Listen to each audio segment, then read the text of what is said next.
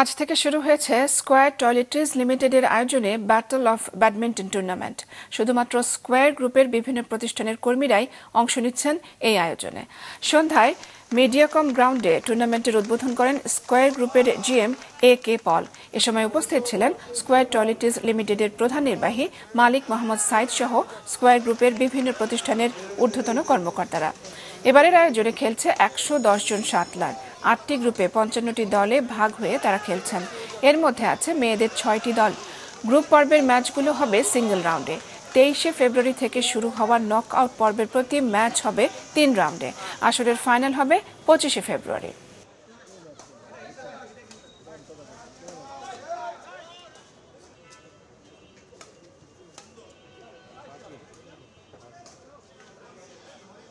Nice up, nice up.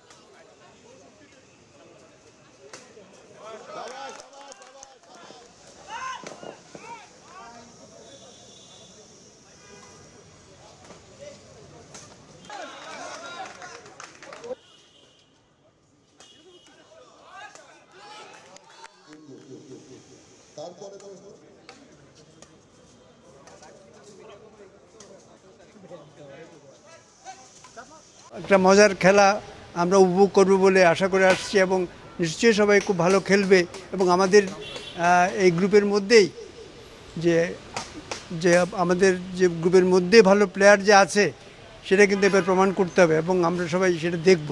তো তাহলে আমি সবাইকে অভিনন্দন জানাচ্ছি এবং সবাইকে এই খেলার জন্য ভালোভাবে খেলার জন্য এবং আমি আমন্ত্রণ জানাচ্ছি এবং সবাই ভালো খেলবে আশা করি এবং যাতে আমরা সবাই আনন্দ পেতে পারি। সব মিলিয়ে অনেক উত্তেজনা, বড় পুরস্কারও আছে। চ্যাম্পিয়ন দল 1 লাখ টাকা পাবে, রানার্স আপ 50,000, আর সবচেয়ে বড় চমক হচ্ছে 6টা মেয়েদের দল আছে এবং পুরস্কারের অ্যামাউন্ট কিন্তু সেম।